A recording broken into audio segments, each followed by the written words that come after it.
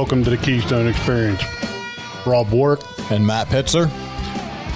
brought to you by Creek Archery. Find your passion and hunt it down. And Hillview Motors, Chrysler, Dodge, Jeep, and Ram. Remember, Hillview has it in Greensburg, Pennsylvania.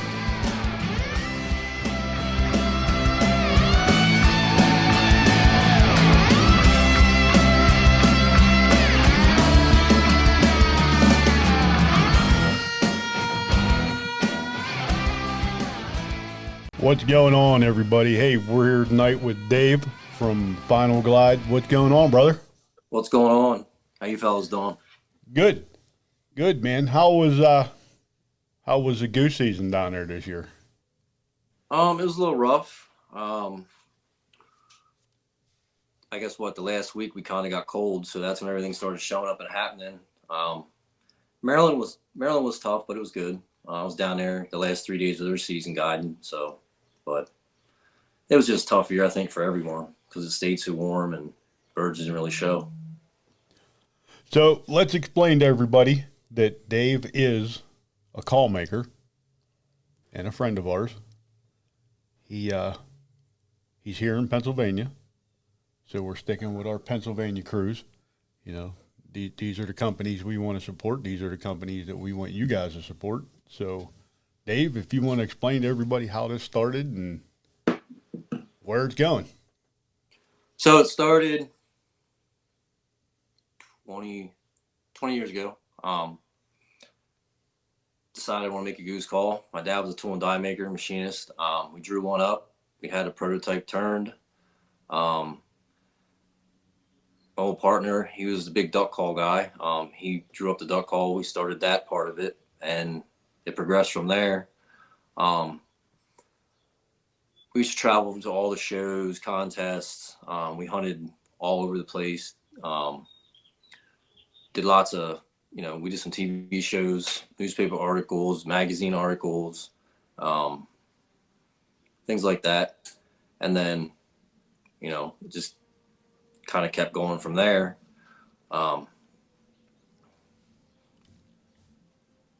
After that, had my son, so it kind of slowed down a little bit, but, the hunting was always there and stuff like that. And, kind of downsized it a little bit, but, it's still up and rolling and, steady. Now, did you want to start the company, or did you just want to make the calls for yourself and a buddy or two to use, and it grew into a company? Yes. I just want to make a couple calls for buddies and stuff like that, go out and use, have fun with. And we started going to contests, getting recognized, and a local outdoor writer, PG Riley, did an article on us. And after that, it kind of progressed from there. And we started getting into shops and stuff like that. And Cabela's started calling us to do like their Waterfowl weekend, to do seminars and stuff like that. And it kind of ballooned from there. Now, where did the passion for waterfowl hunting come from? Is it just something you started as a kid? So, me and my dad used to like jump shoot ducks off ponds when I started hunting. But actually, when I was 17, me and a buddy found some ducks on a creek and we wanted to hunt them, decoy them, try it. So got some decoys, and ever since that first day of the early PE duck season, I was hooked. How they decoyed and all that, and just ran from there with everything. Wanted to learn how to call, be more proficient with the decoying and all that stuff. And just, you talk to a lot of people when you get started and get knowledge, and you build on it. Yeah, the waterfowl community too. Most of the guys there are kind of like the trappers. We share as much information as possible and make it easy on everybody to learn how to do this and get into it. I didn't know a bunch of guys around here that did it when I started. I was in a tree stand and I seen these crazy looking ducks floating down the Loyalhanna Creek, and went home and figured out what these ducks were. They were wood ducks, and I'm like, well, I got to figure out how to shoot these things because I want one on the wall. And that's where mine basically started. It was me bow hunting, seeing these things, and I'll tell you what, from that day on, it's just been a passion that you can't get rid of. No, it's a totally different kind of hunting, I should say. It's always filled with, it's always action packed, we should say. It's never a dull moment. You're calling to the birds, trying to get them in, might not, they might come in. And yeah, it's just very excited kind of hunting. You sit in a tree stand, waiting for that big buck. You could sit there for, some guys go out for an hour and shoot one. Some guys sit there all season and don't even see one. So, Yeah. It's putting your time in, I get it, but waterfowl, it's like it's always something going on. Yep. Waterfowl hunting, you put a lot of miles on a pickup truck, going and finding them in the fields, and then you get set up the next morning in a field for them geese, man. And if they hit the X, look out, man. It's some of the best exciting hunting you can do. It is, and it's always, I like always seeing like the newbies get into it and seeing them just when the birds come in, like how they react, their eyes and stuff like that, and the excitement, they like seeing the excitement in them when that all works out right. I had to yell at my newbies a lot this year because they kept wanting to look up and see where the birds were going to, and I was like, man, don't look up at them things. They can see you guys. Are you guys hunting a lot of layout blinds out that way? I started building my own blinds, like 3 and 4 man. Actually, I don't know what you want to call them. They're not A-frames? layout blinds. You're building they're like an A-frame? Yeah. Yeah. Yep. Okay. Yeah, with A-frame with the slanted roof on the back of them, all out of PVC pipe, Yep. and then just go through, cut a bunch of corn stalks or whatever you're hunting in. That ornamental grass that grows around my yard, that real tall shit, when it's time to cut that down, that's an excuse now that I get to cut that down for the wife, and it makes me want to do it so I can cover my blinds with it come hunting season. Yep. But yeah, Yep. We had a blast this year up here. We bow hunt a lot, and then when the bow hunting, when we're all done bow hunting is when we start goose hunting. But we got to wait for our farmers too up here to cut corn, and this year they were super, super late. I was going to ask, like, I know it's a little colder up there, so probably like, when you guys get cut up there, is it October? Do you guys have any cornfields down September? We're lucky if we had cornfields cut by February this year. Wow. He was super late. Most of them are off earlier. Yeah. Definitely by November. But the property that we hunted, it was January. Yeah, January is when he finally started. The soybeans come down first, so we hunt the soybean fields, which I kind of like because the cornfields, he like staggers cornfield, soybean, so you can kind of bury the blind in the high corn and crush them when they come in there to eat the soybeans. But we do have some farmers that knock stuff down in September. Our sweet corn farmers that, grow it to sell, because they're usually turning their fields over at the end of September, getting ready to plant rye or whatever for the winter. And, Okay. A lot of those guys will give you permission, but we got a deer lease, so we usually just hunt the deer lease and then a couple other farms that we know of. Most of the time it's just easier for all of us to show up at the deer lease because all the stuff's there. We don't have to worry about it,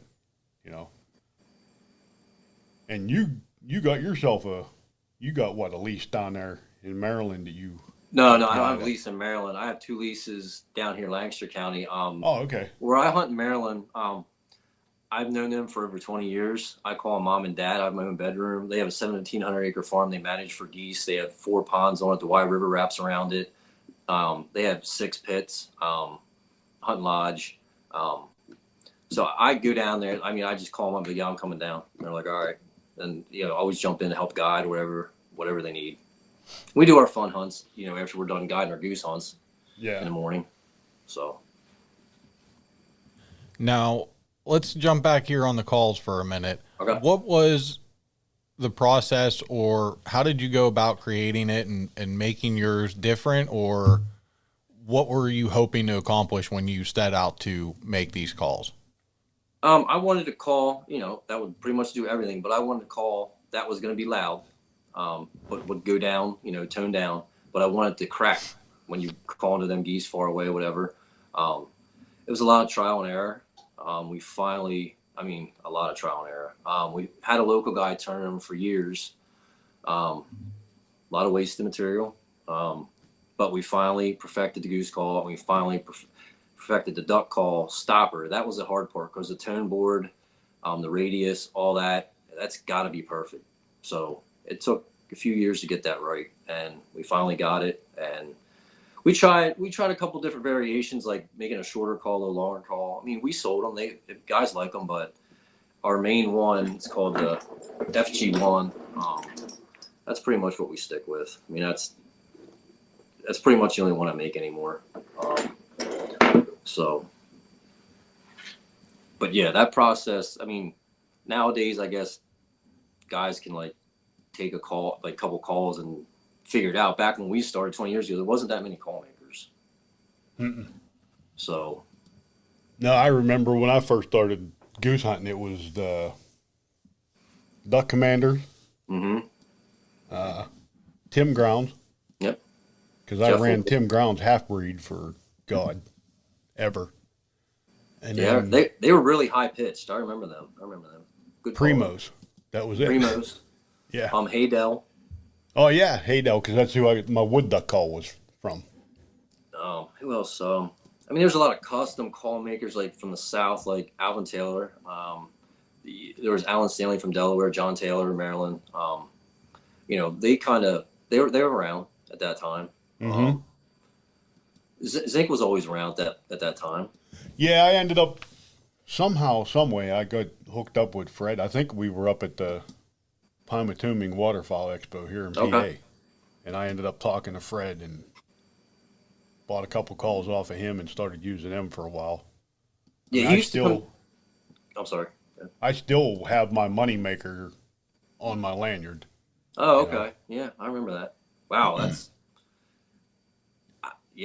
going back.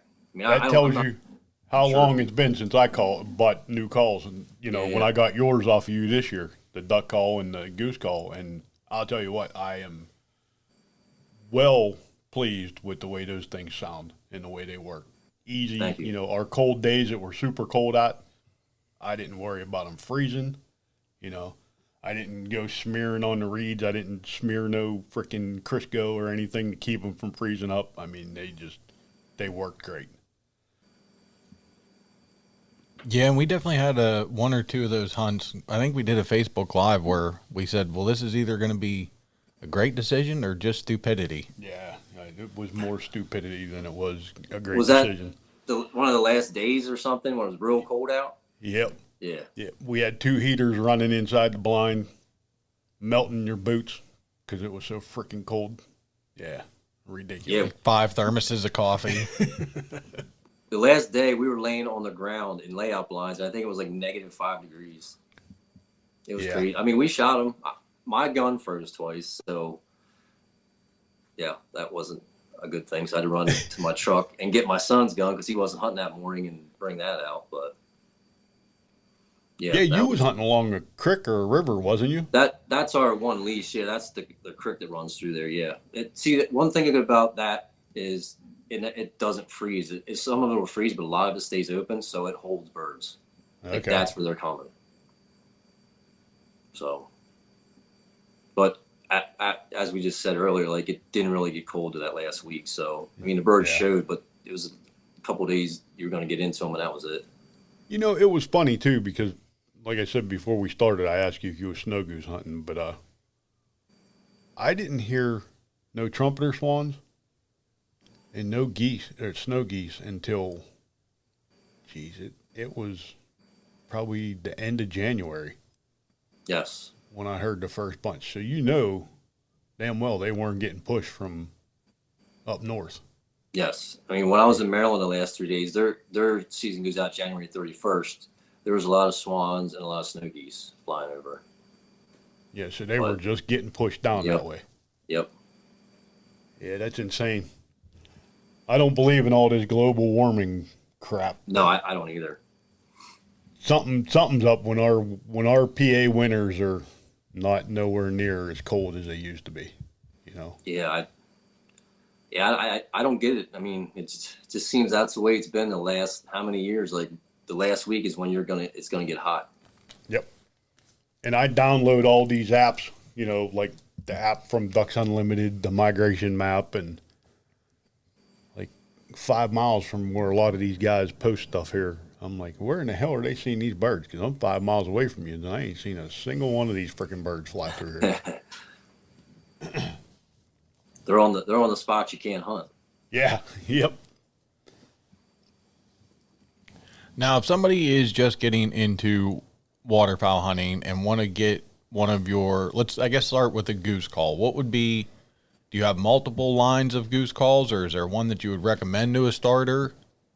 Like I said, I just make this FG1 now. It's, it's short read.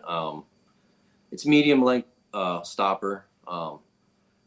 Recommend that. I can tune it any way they like. Light for beginner, and they can progress with it. But that's the only goose call that I make anymore. We used to make, I take that back. I do make a resonant cavity flute, but it's an injection molded call. It's like the old, like the old old where you just honk. You know what I mean? Like you're just gonna honk on it. You remember them? Yeah. I do make one of them for like beginners. But I mean, it's good to get the feel with that. Like a lot of younger, like my buddies' kids, like coming up in it, they're 12. Like I try to start them out on something like that, not so they don't get frustrated with a short read. Because I mean, a lot of people get frustrated with them. But then again, it comes back to you got to practice to get. Yep. But yeah, I mean, I mean, like I said, for younger kids, that's a good starter. But I recommend the short read, and I can tune it any way you want. And it's not hard once you get the right air down that you're supposed to use to make a honk. Once you master that, you can start fooling around with faster, lower, higher, and then your growl, your spit note. But it comes down to practice. A lot of guys think they're just going to pick it up and go with it, which that just don't happen. Yeah. I don't know how many times I've driven around just driving in my truck, blowing on a call just to, you get a new call, you want to break it in. I mean, the old calls you had to break in because they just put the reeds in them and, you had to go out and break them in. So Yep. I'd ride down the road 70 miles an hour with the call hanging out the window in my hand. To break the guts. Break the reeds. The guts, yeah. See, so my calls come with all my molded guts. They're broken in guts, so it makes it a little easier. Mm-hmm.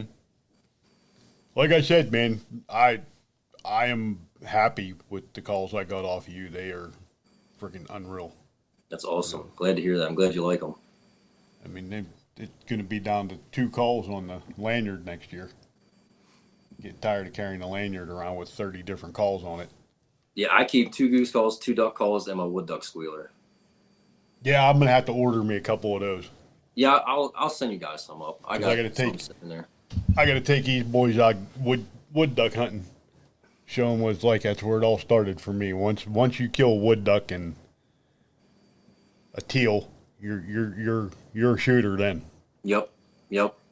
Wood duck is probably so my favorite kind of duck hunting is diver hunting. I love diver hunting. And wood duck's right there with them. I mean, I like to shoot mallards, pintails, gadwalls. That's cool. But the divers coming in and the wood ducks decoying in, it's just nothing like because it's so fast and furious. Yep. I like teal hunting. I like the wood ducks, and there's nothing better than mallards and geese in a cornfield. Yes, I agree with that.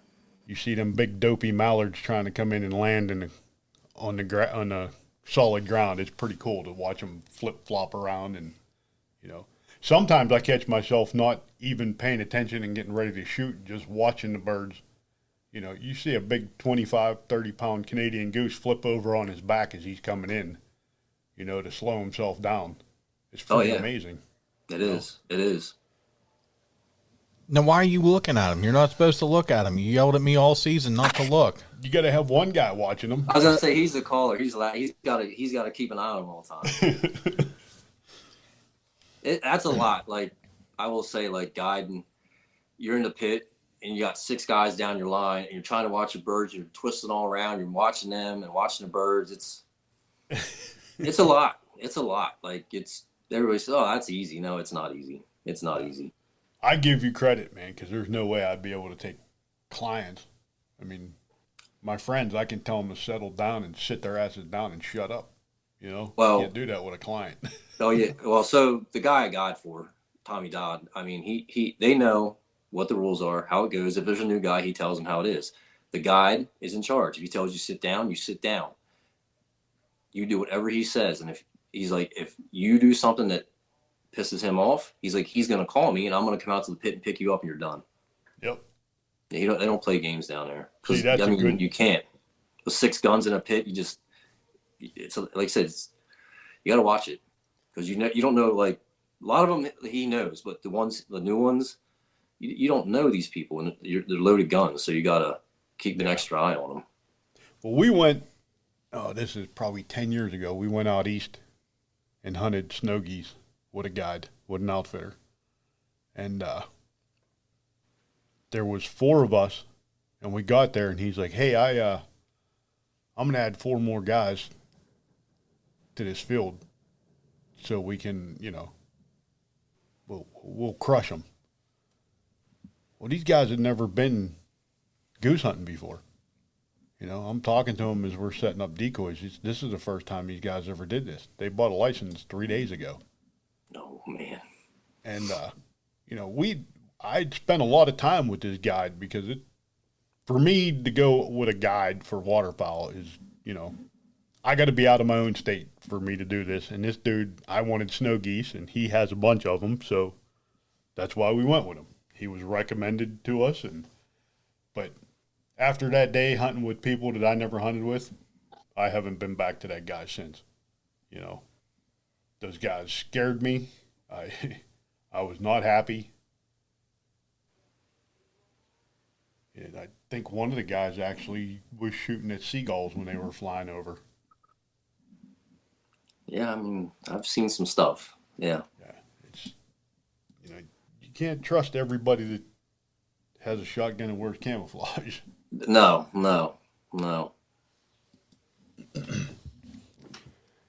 Now we've talked a little bit about the goose calls. Is it the same for the duck calls? Do you just have the one you make, or do you have different options? Because I know even less about duck calls than goose calls. So we do have a competition stopper. If somebody wants a competition call, I'll get them manufactured. But so my duck calls consist of now, it's a hunting stopper. It can be a single reed or a double reed. So that's a wood poly barrel. I make an acrylic barrel with a poly stopper. They're double reed. They're called the Dracula. They're hunting calls. If I had to sell competition calls to competition callers, I'd starve because there's more people want it for hunting. There's not a lot of competition guys. So I kind of geared it back towards the hunters. So that's why I came out with this stopper, and I came out with the double reed stopper, and it sells. I sell a lot of them. Now you said was it a wood barrel and then an acrylic? No, it's wood barrel with a poly stopper. Okay. And then I have, it's an acrylic barrel with a poly stopper. Now, is that going to give you different sounds, different tones? What's just personal preference? The wood's a little more natural, a little more mellow. The acrylic has a little bit more, loudness to it. But there's still hunting calls. I mean, I have one of each on my lanyard. But yeah, the wood's a little more mellow. It's preference what guys like. I don't turn a lot of wood anymore. I will do a batch this summer. So getting back to my machinist that we had here local, he hung it up. He got sick of it. So I'm using a guy out of Texas, Black Dog Outdoors. And he does an amazing job with them.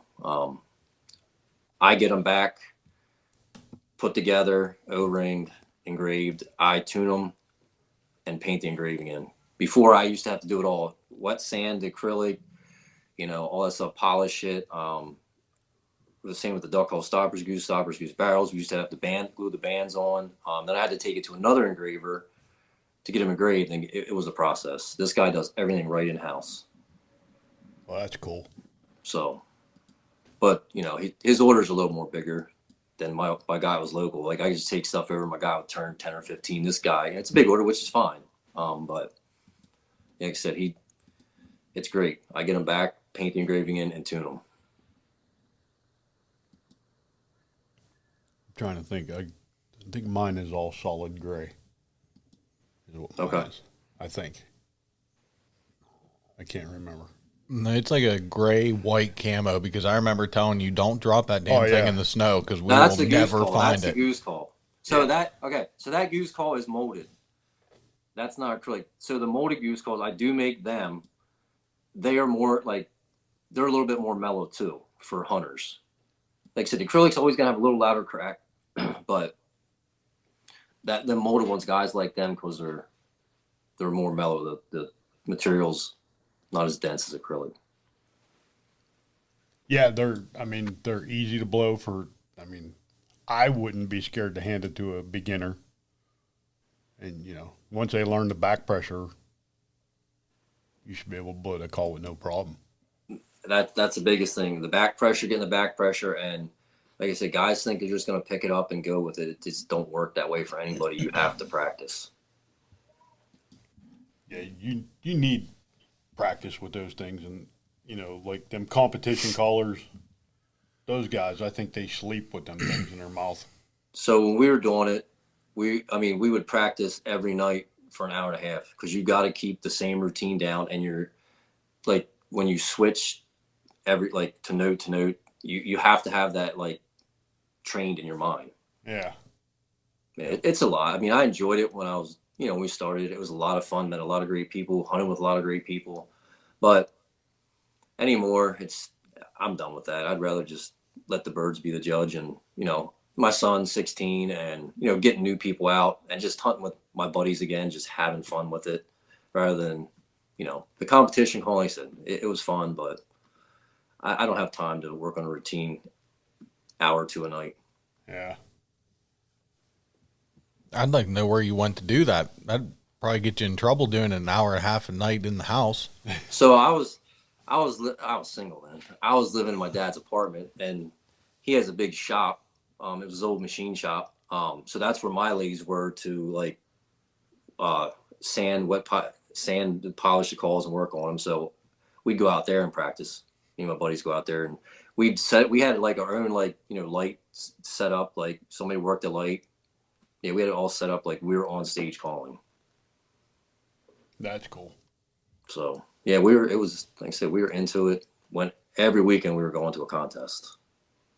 I think the only one I ever did was the one up in Pymatuming. I've never been that. We always said we were going to go up. I think they used to do it the same weekend as PA States. I'm pretty sure that's why we never went up. Yeah, I think so. So yeah, we always stayed here at Middle Creek. And then my son, he won the youth division up there one year Okay. with his goose call. I've never won states. I'm second and thirds, but I've won the New Jersey State Duck, the team duck, but I've never won the PA State Goose or Duck. I came close, but Yeah, I personally don't like some of the judges that do that stuff, because they are biased guys. that's the thing. Like when I'm asked to judge some contests, like throughout the years, like I called with these guys from the East Coast, out west, everything. You knew the guys from the East Coast. You knew them. Like you knew who it was, just their routine. Yep. You knew it. Yep. And then what them guys used to always say, it's time to hit the Ohio highball. And you blow that duck call as hard as you can to blow the guts out of that thing. And it always seemed like that was the guy who won. Yeah, usually in the Main Street Duck, you wanted to be loud and you wanted your transitions to be crisp. Yep. But your high ball is what wanted. Like if you were loud, like you had the judge's attention. Yep. I forget. We used to call it the Ohio highball because it sounded like this dude was just going to blow the guts out the other end of this call when they started hitting on it. Oh yeah, it's loud. Because I do remember hunting in Ohio and hearing guys, on public land blowing these calls so freaking hard. I'm like, man, these guys, what the hell you call that? And we started calling it the Ohio highball. Yeah, like hunting, like out in the marshes of Delaware and Jersey, like you do highball at a lot of ducks because they're coming off the refuges. So you're trying to get their attention. So you're highballing at them. See, one of the places we did hunt a lot at was out at Middle Creek until they stopped opening the blinds to hunt. I think they opened them again. I think. Did they? Yeah, I've Because I never. know we used to go stand at the top of the hill right outside the preserve on the game lands and shoot them as they'd come out of there. I don't know if you're even allowed to do that anymore. I think so. I know my buddies used to lease a farm right off there, and that's when they were net collaring all the geese. Yeah. So yeah, we shot quite a few net collars that early September season. I mean, we were just shooting net. I mean, let them land. Like I don't really shoot net collar. Here's net collars coming in. But I know. I think they have their own regulations around there. I can't. Don't quote me on this, but I think you're only allowed to shoot like 1 or 2 geese in the early season. You're not allowed your full 8. Yeah. Something like that. Yeah. And then, like I said, we used to go out there for snow geese because we couldn't draw a blind anymore. So we would go to the top of the hill and hunt, just standing up there in them hedgerows. And when them snow geese would come out, it was like freaking the Civil War. There was I so many bet. guys I know they do standing that across there. over here at Muddy Run Reservoir. They call it Murderer's Row or something. Them guys stand along the road and shoot Canada's coming off in the snow geese. Yep. There, and I'm trying to think where else was that. Pymatuming, up there on the reservoir. They had the same thing up there at the blinds where you can get the blinds. They called it Murderer's Row. And it was just on the edge of the blinds on game lands. And them guys would stand there and wait. And them birds up in Pymatuming, I swear to God they can tell you exactly what goose call you're using, what brand decoys you got, what model shotgun you got, and what size shot you're shooting at them. Because these birds know exactly what telephone pole to turn at so they can't get hit when you shoot. Yep. It's Yeah, they knew unreal. the deal. And I said that to a game warden up there, and he's like, there's no way. I said, dude, I'm telling you, I got hours of video of being up there filming us hunting geese. And they hit a certain row of telephone poles, and they stayed just outside of shotgun range. You know, you'll get the occasional young bird that's stupid, and he'll decoy into 6 decoys out in the middle of a cornfield that's, you know, so beat down there's no place to hide anymore with a big square box sitting in it. Yeah. Other than that, I don't even try to draw a blind up there no more because it's not worth it. Yeah, like I've never signed up for Middle Creek or even hunted. I hunted around it years ago, but I haven't in years. I stick We're to gonna down have here to- in Southern End and Maryland. We're going to have to come down that way and hunt with you this fall coming up. Yeah, definitely. Should get you down for early wood duck season. Because That'd be- our creek down there, it's good. It's very good. See, I can never remember when is early wood duck season. So our season, I think you're north zone, so you're different. We come in the second week in October, and we stay in for a week. So we still have teal round too. I mean, we have teal round where we hunt all year, green wings. We have blue wings early season. Yeah, see, ours, like that week that we get for wood ducks, you kill your teal then, and that's it. You're not going to see no teal the rest of the season because once first frost hits, they're gone. See, we shot some back Thanksgiving weekend. We had a junior out, his first ever duck hunt. He shot 2 green wings and a mallard. Nice. So That's the other thing, getting kids into this.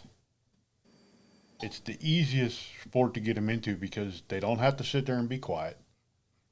You know, they can goof around a little bit. yes, You know, it's not like sticking them up in a tree stand and telling them, hey, shut up, don't move, sit here and wait for a deer to come.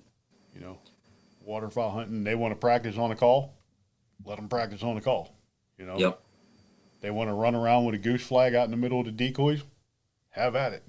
You Yep. know, I used to tie the goose flag to my dog and let him run around through the decoys. Do you remember the old goose man suits? Yep. You look like you dress up, you look like a goose, and the guys go out there and flap around decoys. I experienced that one time in my life, and I was kind of in shock. Like, what's this dude doing? I was like, what are you doing? He like puts this goose suit on. I'm like, yeah, it was quite different. Yeah. Just when I thought I'd seen it all, I didn't. I'm trying to think. There was a guide that we went with one time. He used just this big, like a black tarp. Him and another guy went out in the field and started flapping his tarp all over the place. And when the birds turned and started coming towards us, they ran back to the blind and threw the tarp in the blind. And I mean, this thing was like 10 foot wide. I'm like, what in the hell? I said, that's not going to work. You're going to scare these birds. And I mean, honest to God, these birds turned and came straight to us. It was unbelievable. You still hear us, Dave? I can still hear you. I'm still here. Okay, we lost you there for a second. I saw it said reconnected. Yeah, I'm still here. Yeah, well, that happens. We gotta love technology. I know. But you know, we've talked about it throughout the podcast. The technology has made making these calls a little bit easier. Yes, So you can't completely hate it. No, I don't. I mean, it makes the world go round nowadays. I mean, so I turned a couple by hand back in the day. That's a lost art. But now, like you said, technology, CNC machine, they program that right in there, and it just spits the pieces out, and they're all pretty much dead on. Now, when people are looking to get these calls, are there set colors and patterns, or can they customize it how they want? They can customize it, and if they have material, I don't accept anybody else. Like if they have a piece of wood, I don't use it. I don't allow that because all my wood I have is, it's not green. It's been sitting for years, and I know it's not going to blow apart if the guy turns it. So I have probably 75 different varieties of wood. If they'd like it different color acrylic, I can tell the manufacturer I use. They go and buy the piece, and then I'll have stuff turned for them. But yeah, I mean, I stick to the basic colors. Try not to get too crazy. Your blacks, whites, smoke, ivory. I did that red, white, and blue. It was all right, but it all depends. Most guys are just plain Jane with the colors. But I do like the wood acrylic goose calls, so it'll be an acrylic stopper with a wood barrel. That's my favorite combo. So I will be doing a bunch of them this year too. Well, you're gonna have to let me know when they're out so I can order one. I definitely will. What kind of woods are you into? It don't matter to me, buddy. Okay. Does Some not like matter to me maple's at a all. little softer. You got your Coca-Cola. That's a little more dense. It's a little more, be louder. Can you use like black walnut and stuff like that? I don't. You can, but I never used it. Okay. It's kind of iffy with how the wood texture is. Yeah. I mean, I stick to like Osage orange, maples, Coca-Cola. I have bloodwood, purple heart, Paducah. I have ebony, tiger wood, tulip wood. The list goes on. I have a lot of different varieties of exotic woods. I got a turkey call with that purple. Purple heart. Yeah, that purple heart. The lid's purple heart, and I forget. I think the soundboards are cherry wood, maybe. Yep. I think. Yeah, I know it's definitely Purple Heart. Yeah. Because I know which call you're talking about. Yeah. Now, you mentioned with the duck calls that they're double reed, correct? Yes, I can make them single reed too. What's the difference? Why would somebody want a double reed or a single reed? Double reed's a little more forgiving, a little more duckier. It all depends like how you look. I love that word, by the way, duck ear. So, yeah, I mean, I think both mine. One's a single reed, one's a double reed. The single reed be a tad louder, but I have both. I keep double reed and a single reed. Double reed's a little more forgiving, a little more duckier. Single reed, I mean, it's ducky, but it's it's a little more louder. I think, my personal opinion, a double reed, I can do the food chatter, the feeding chatter, a lot easier on that than I can a single reed. Yes, I they're a can little make it more sound like forgiving. multiple ducks instead of just one single duck. Yeah. And Yeah, it's the same with personal the preference. goose call. You want your goose call not to sound like one individual goose. You want it Correct. to sound like multiple geese. So you got to learn how to change your tones and Yep. You know, Yep. it's all right. Another thing with that is I try to tell guys like when we're getting into this, like you got to learn to read the birds. A lot of Yeah. guys don't know how to read birds, and that's one major thing in Yep. waterfowl. I've noticed that if you start calling to a flock of geese, and that lead goose does not give you a look, just quit calling and let them go by. Because 9 times out of 10, you're not going to pull him, and he's not going to bring the rest of them to you. Pretty much. You know, and I mean, I've had guys flag until their arm just about fell off, and it's like, just forget it. They're not coming. You know, they got their mind made up on what field they're going to, and you're not bringing them here. It's funny when you have clients, they say, they're geese, geese, geese. It's like, they're a mile high. They're not coming. I'm not provoking them to come here. I mean, in Maryland, you only call it the geese that are pretty much in call range.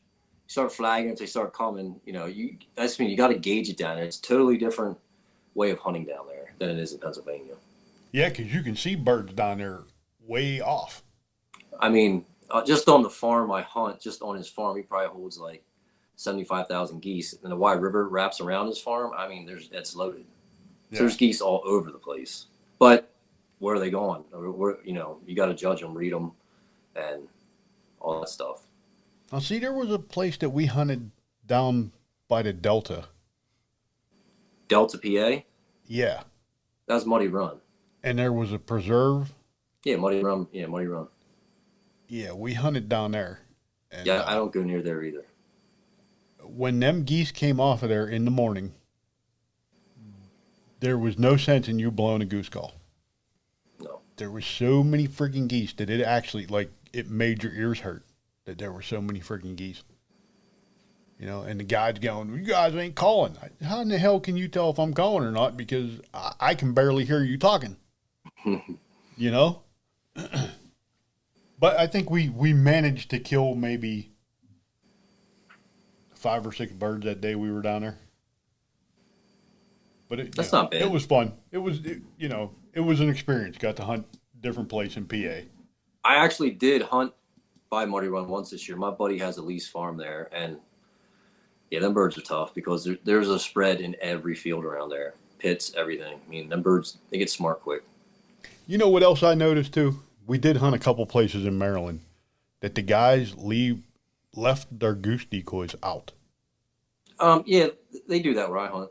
Some. Do they? They'll let a few out. They'll let like some full bodies out. We hunt over a lot of silhouettes.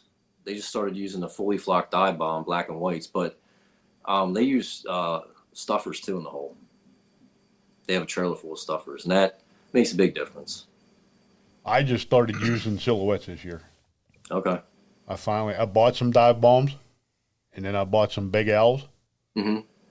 And I just told these guys we're probably going to order another 2 or 3 dozen of silhouettes. It's just so much easier to run them silhouettes than. And you can make your spread look humongous to the birds. And like I said, you put them like couple of nice full bodies in the hole, fully flocked or whatever. And I mean, that's how I hunt up here. That's how they hunt in Maryland. But I mean, they have stuffers. I don't have none of them. I wish I did, but. Yeah, I don't have stuffers either. I did order 4 DSD decoys that I know I got to be home when they come, because if the wife sees them and gets to slip out of there, and definitely they're expensive. I have a half dozen of them too. They're nice. Yeah, I've been wanting, and every time they come out, they've been doing these special runs where you can buy a pair and stuff like that. I missed out on the last 2 special runs, and I said, you know what? I haven't bought the special runs, so I'm just going to buy me 4, and that way I have them. And then I won't buy them again, because nobody can afford that. If you're a common man hunting, you can't afford to put a spread of 2 dozen decoys together from DSD. It's impossible. Yeah, they're expensive. I run a lot of the full body Dakotas. I'm a good friend with Bill, who owns it. So I run, when I'm hunting only full bodies, all depends. Like the last couple of years, last year was 1, so I didn't really mess with the geese. But I think I have 15 dozen of them. So I did talk to, I forget who it was I talked to there. He gave at us, Dakota? Yeah, he gave us a special price list and told us, It was probably the owner, Bill. Like I said, Bill's a great guy. I've known him for 15, 16 years. he said for us, this coming season to give him a holler whenever we're ready to order, and he'll give us probably shouldn't be talking about this on the podcast, but it was a hell of a deal for the prices he was giving us. Yeah. He does it for he did it for my call company, you guys, or podcast, things like that. He helps with. Yeah. Yeah, and they make a good decoy. They make do. a hell of a decoy.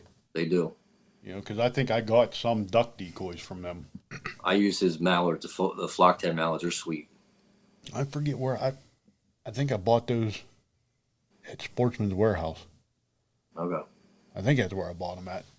I picked them up one weekend when we were down there. They were on sale, and I picked them up, and I like them because I know I go through mallard decoys like crazy because I got a lot of buddies that'll shoot a lot of ducks are on the water, and you lose decoys because they sink. Not me. Not me. Look, I don't even shoot at them because you didn't even tell me what they were supposed to sound like. Yeah, you're gonna have to tell him because we did take Matt on his very first. We do a Thanksgiving morning mallard hunt. Okay. That was a couple years ago now on the York River, and it was his first time, and nobody warned him that they sound like, a helicopter. Oh yeah, the wings. Yeah. Yeah. He's like, "Why didn't you shoot?" What do you mean, why didn't I shoot? Why didn't you tell me that was ducks and not a helicopter? It sounded like a damn helicopter. You got to go out diver hunting. I'm telling you, you think that's crazy. Their wings are beating faster, and it's amazing. Like, I've never diver hunted. I mean, I showed you the picture, what we did, the guide hunt, the fun hunt this year, right? Yeah. Yeah. Yep. So, I mean, down there, if it's right, you're killing bluebills, redheads, cans, your buffleheads, golden eyes, stuff like that. But it's got to get right, and it started getting right there towards the end. You know what's crazy is we got a couple lakes up here, out towards Mount Pleasant. I've shot a male and female bufflehead there. Mm-hmm. I've shot a male and female goldeneye. I shot 2 bull pintails there. Oh, wow. I shot an old squaw. And I'm trying to think, what was the other duck that I shot there? That was a diver duck that we normally don't get to see. I can't remember. I'll find the pictures and I'll send them to you. Did you ever do a sea duck hunt? No, I've been wanting to. I want to go up to Erie and do that, the blinds that are like laying in the water. Oh, sink boxes. Yeah. Yeah. I want to go up and do that. That doesn't even sound fun. A sink box?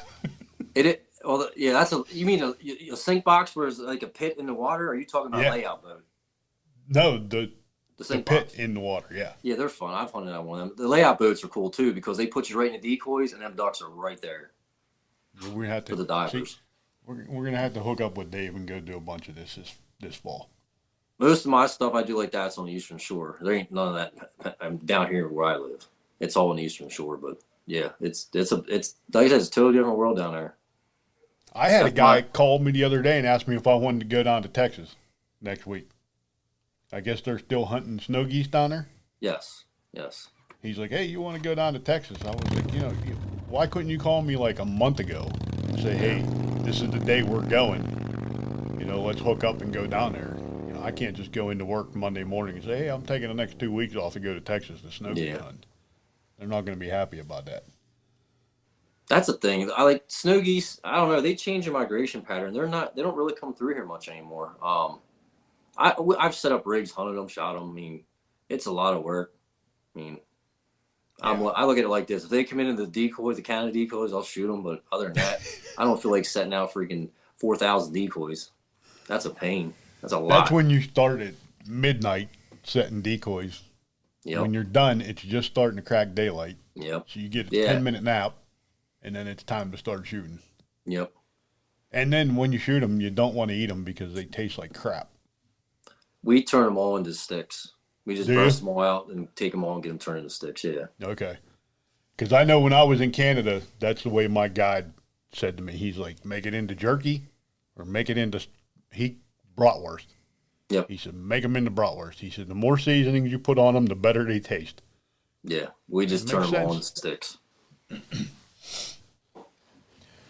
Well, you know what I did learn? We were talking about those silhouettes. Make sure you point them in different directions. Correct. Yeah. Well, one morning he was running late, so me and Alex started setting up the silhouettes and didn't realize that we faced them all pretty much the same exact direction. Well, did you at least face them into the wind? Yeah. Do we have that That's right? fine then. But yeah, you got it. Yeah, because when the birds fly over, they reappear and disappear. Yeah. When the birds fly, that's what silhouette. Yeah. And it's funny. Them guys will laugh. They're like, I don't even know why we set these up because you're going to go out there in 5 minutes and change them all around. And I do. I was going to say, what do? We finished setting everything up. 5 minutes later, you're walking around moving something that I just put there. That's why I'm like, I'm setting up in the dark. I'm getting it close, but I have to make my final adjustments like towards when it starts cracking dawn. Yep. And I don't know. I don't know about you, but me personally, that whole Nike swoosh thing. The J hook.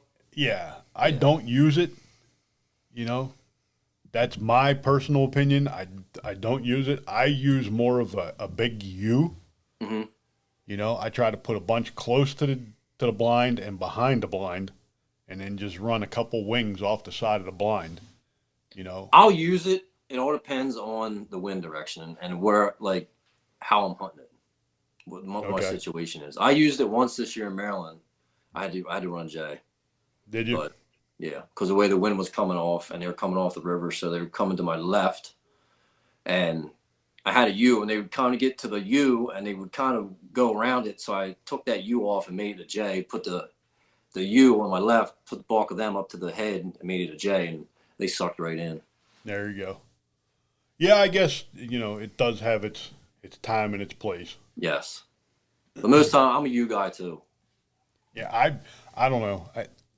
I've done the X too. Yes, I've used that. I kind of like that. If you're in a place where the birds are flying like crazy, that does get a little confusing because you'll get birds that'll land directly behind you. Yes.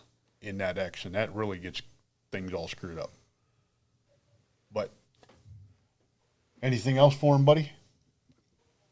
Just where can people get a hold of some of these calls or follow you, see what you got going on? Follow me on TikTok, Final Glide Calls, Instagram, Final Glide Championship Calls, and Facebook, Final Glide Championship Calls. But I have a website, but it's not updated. So if they order through there, like I usually email them back and say, like, contact me directly. So, but I do need to get it updated. So I need to find a web guy. Just, I don't want to, you know, I got to update it. So it's just one thing I'm trying to get around to. With the Intermodern Electrical Company, you know, that's, and my son's baseball and everything, it's crazy. Oh, we understand all that. It's nonstop life anymore. Yeah. Well, we appreciate you taking some time out here. Hang out with us for a couple more minutes. We got a couple of bills to pay here. Yeah. All right. You ready, buddy? Yep. Creek Archery, find your passion, then hunt it down. It's that time of year, time to get your bow tuned up, get ready for archery season, 3D season. Get down there, get some strings, a whole new line of arrows. All new bows are starting to come out now. Stop down and see Christopher and them guys down there at Creek Archery. They will take care of you on all your bow hunting needs, traditional up to modern day bows. Creek Archery, find your passion, then hunt it down. Hillview Motors, Chrysler, Dodge, Jeep, and Ram. New, used, certified, pre-owned. Head on in there, go in and talk to one of the fantastic sales team members.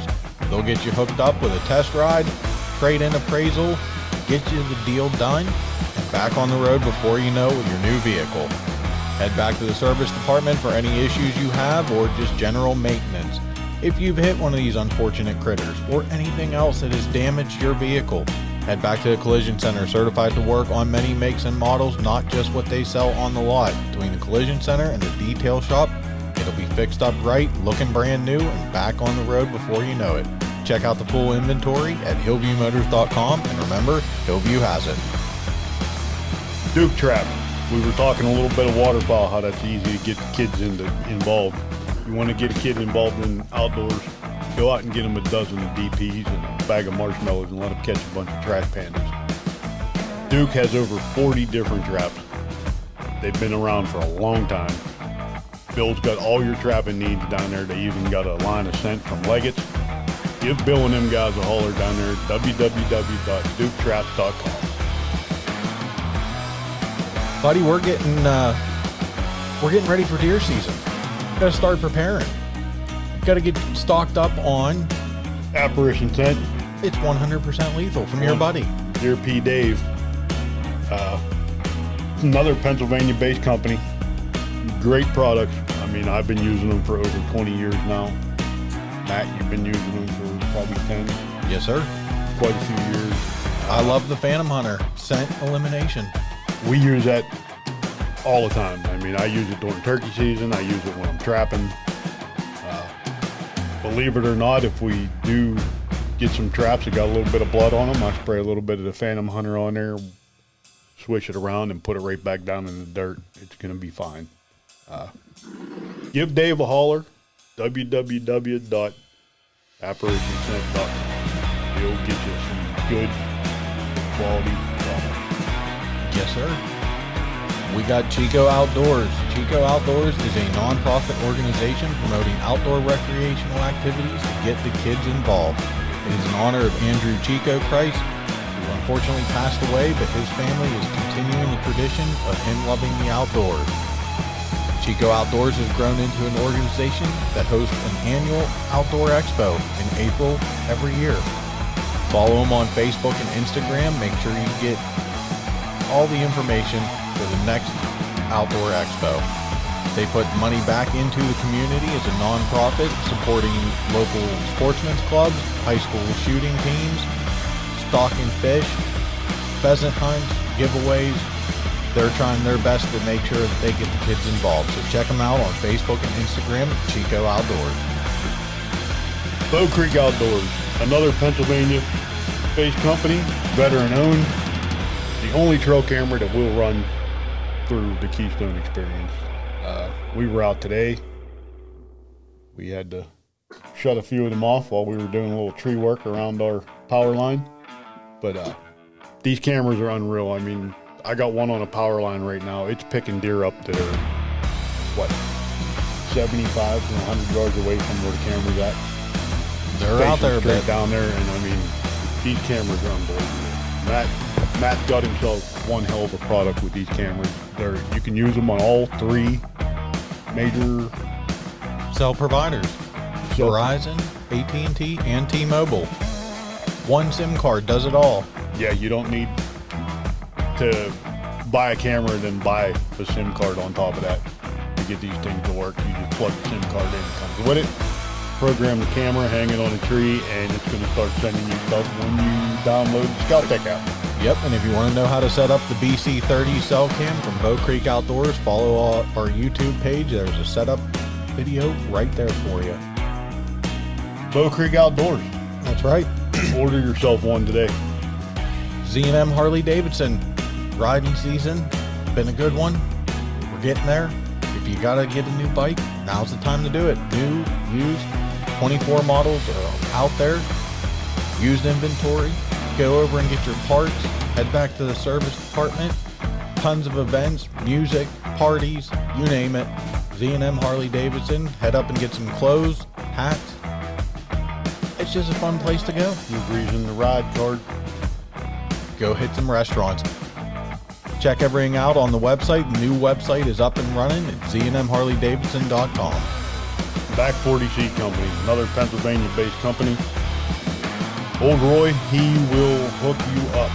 This seed will grow in Pennsylvania. It's designed and tested here in PA. It's not a seed from down south or a seed from out west. It's right here in Pennsylvania. It will grow. We use it. We've been using it for the last 5 years. This stuff is unbelievable. Give Roy a holler. He'll help you from the day you break ground or you're thinking of breaking ground. Roy will help you out. Him and Bill will take care of you. Give them guys a holler at Back 40 Seed Company. Weeby Knives. You know what they say about them? What they said, They're wicked sharp. they're not from Boston though, they're from South Dakota, dude. That's okay. They're still sharp no matter how you put it. You have replaceable blade, surgically precision. You can do whatever you need to with them. I carry the Monarch every day. We use the big game processing kit all season. Got to get them sharpened up again for round 2. Yeah. Fleshing tools. You got to give yourself a Weeby knife. The fillet knives are great for making jerky or just filleting. Trout season's coming up. Order yourself the 8-inch, the 6-inch. Get them. I mean, they are good. Great knives. You can pick them up along with multi-tool and a bunch of other things at WeebyKnives.com. Follow them on all the social medias for tons of giveaways. They're trying to get them out there for you. Yep. I think we might have a couple more coming up here pretty soon. Maybe. You never know. Trapline beard oil products. This is the best stuff out on the market. You want good quality products for your beard. Shampoo, balm, oil. Brian has got himself an amazing product. All kinds of different scents. Give Brian a holler on Trapline beard oil. You know what, buddy? Sometimes some things happen in life that you just can't quite control. But that's what we have insurance for. Give the Kelton Black Agency a call for your commercial, homeowners, auto, farm, life insurance needs. If you can put insurance on it, Kelton will probably be able to help you out. We've worked with Kelton before. We know how hard he works to make sure that you're going to have the coverage and the best possible insurance plan that you can get.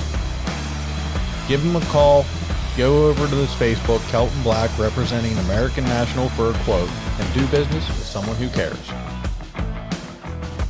Forget Genetics, another Pennsylvania veteran, family-run business.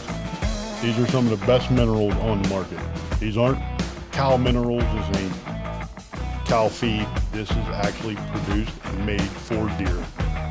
The protein, the phosphorus, all this stuff is designed for deer. It's all palatable for deer. They got a Try 5. Get that and see what your deer like. Start feeding your deer this stuff. I mean, you keep following along with us, you are going to see tons of pictures. I got pictures out there right now of a gray fox that ate so much minerals he passed out on a log and he's sleeping there. So check them out. Forget Genetics. Tell them the boys from the Keystone Experience say.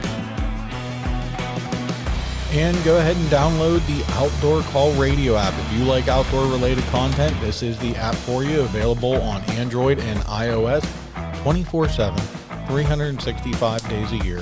Outdoor related content. Hunting, fishing, cooking, you name it, it's out there. Giveaways. Dan loves to do some giveaways, so make sure you follow them on the Outdoor Call Radio app. What does he say? Answer the call. And follow along with us on the KeystoneExperience.com, the website. New merch available at unityprinting.com/TKE. Follow us on Facebook, Instagram, TikTok, and head over to the YouTube channel. Give us a subscribe, bell notification so you can see when we have new video episodes coming out every 2 weeks. And don't forget to follow Dave on his Final Glide call pages, Facebook, Instagram, TikTok. Give him a follow. Get you guys one of these calls. You will not be disappointed. Well, buddy, let's wrap this one up and take us out of here. Hey, shoot straight and keep the dirty side down.